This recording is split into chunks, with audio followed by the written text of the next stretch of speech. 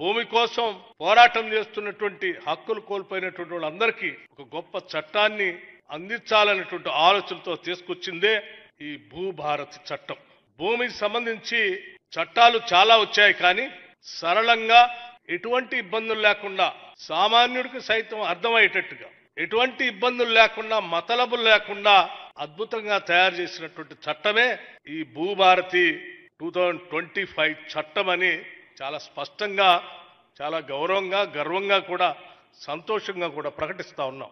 చాలా చట్టాలు చేస్తాం మనం, చట్టసభల్లో చాలా పైన చర్చలు జరుగుతూ ఉంటాయి. కానీ భూమి పైన చేసే చట్టం, భూమికి మనిషికి విడుదలైనటువంటి సంబంధం, అనేక పోరాటాల ద్వారా సాధించుకున్నటువంటి హక్కులు. ఆ హక్కులన్నింటినీ కాలరాయకుండా వాళ్ళకు పొందినటువంటి హక్కుల్ని జాగ్రత్తగా ప్రజలకు అందించడమే పాలకుల బాధ్యత.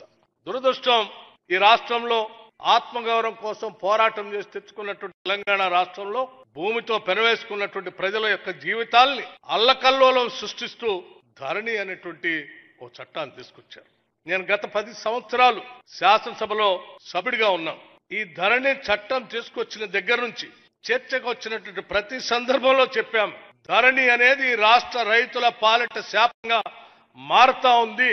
రైతుల హక్కుల్ని కొద్ది మంది పెత్తందారుల కాళ్ల దగ్గర మీరు ధరణి అనే చట్టం దగ్గరతో పెడతా ఉన్నారు, ఇది మంచిది కాదు, రైతుల ఆత్మగౌరవాన్ని తాకట్టు పెడతా ఉన్నారు అని పదే పదే చెప్తే కూడా ఏమాత్రం పట్టించుకోనటువంటి ఆనాటి రాజ్య పాలన కూడా నేను స్పష్టంగా చూశాను.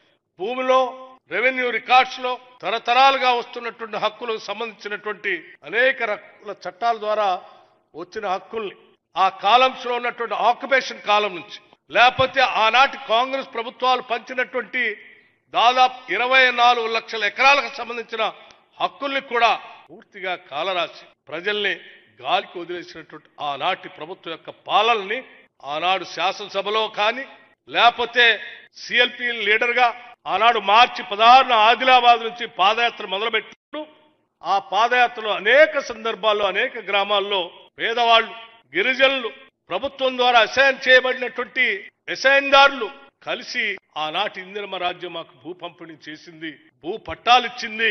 ధరణిని తీసుకొచ్చి మాకు పాత పుస్తకాలు ఉన్నప్పుడు కూడా ఈ ధరణి ద్వారా మీకు హక్కులు లేవని చెప్పి మాకు పుస్తకాలు ఇవ్వట్లేదని చేయబట్టుకొని ఆ పుస్తకాలు చూపించినప్పుడు ఆనాడు చాలా స్పష్టంగా చెప్పాం, వచ్చేది ఇందిరమ్మ రాజ్యం, రాజ్యం రాగానే ఈ ధరణిని బంగాళాఖాతంలో వేస్తాం, తప్పనిసరిగా మీ హక్కుల్ని నిలబెట్టే విధంగా ఒక చట్టాన్ని తీసుకొని వస్తాం, మీకు న్యాయం చేస్తామని ఆనాడు అక్కడ చెప్పాం. ఆనాడు రాష్ట్ర కాంగ్రెస్ కమిటీ అధ్యక్షుడిగా, ఈనాడు ముఖ్యమంత్రిగా ఉన్నటువంటి రేవంత్ రెడ్డి గారు అనేక భారీ బహిరంగ సభలు పెట్టి ఆ భారీ బహిరంగ సభల్లో కేంద్ర నాయకత్వానికి సంబంధించిన కాంగ్రెస్ నాయకత్వాన్ని కూడా తీసుకొని వచ్చి చాలా స్పష్టంగా ఈ ధరణిని బంగాళాఖాతంలో వేస్తాం, తప్పనిసరిగా ప్రజల పక్షాన నిలబడి ఇందిరమ్మ రాజ్యం వస్తుంది, రాగానే ప్రజల కోసం మేము ఒక చట్టాన్ని తీసుకొస్తామని చెప్పి వారు ప్రకటించారు.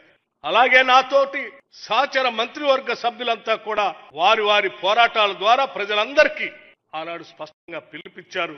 ఆ పిలుపుతో మా మేనిఫెస్టోలో కూడా తప్పనిసరిగా ధరణిని బంగాళాఖాతంలో వేస్తాం, మారుస్తాం, ప్రజలకు పనికొచ్చే చట్టాన్ని తీసుకొస్తామని చెప్పినట్టుగానే ఈ ప్రభుత్వం అధికారంలోకి రాగానే వచ్చిన నాటి నుండి ఈ చట్టాన్ని మార్చడానికి, ఆ చట్టాన్ని మార్చడం ద్వారా ప్రజలకు మేలైనటువంటి చట్టాన్ని అందించడం కోసం అనేక రకాలుగా చర్చలు జరిపి అటు శాసనసభలో బిల్లు పెట్టి, ఆ బిల్లు పెట్టే కాదు, బిల్లు ద్వారా రూల్స్ కూడా ఫ్రేమ్ చేసి ఈరోజు ఏప్రిల్ 14th రోజు డాక్టర్ బాబాసాహెబ్ అంబేద్కర్ భారత రాజ్యాంగాన్ని అందించినటువంటి ఆ హక్కుల్లో పొందుపరిచినటువంటి పీఠిక ద్వారా ప్రియాంబుల్లో ఏదైతే చెప్పారో ఆ ప్రియాంబుల్ స్ఫూర్తిగా ఈరోజు తెలంగాణ రాష్ట్ర ప్రజలకి భూమిపై ఉన్నటువంటి హక్కుల్ని ఈరోజు అందిస్తూ ఈ రాష్ట్ర ప్రజలకి అంకితం చేసేటట్టు గొప్ప కార్యక్రమాన్ని ఈరోజు మొదలుపెట్టుకుని ప్రజలందరికీ అంకితం చేస్తా ఉన్నాం. నిజంగా ఈ రాష్ట్ర ప్రభుత్వం తరఫున సంతోషిస్తా ఉన్నాం.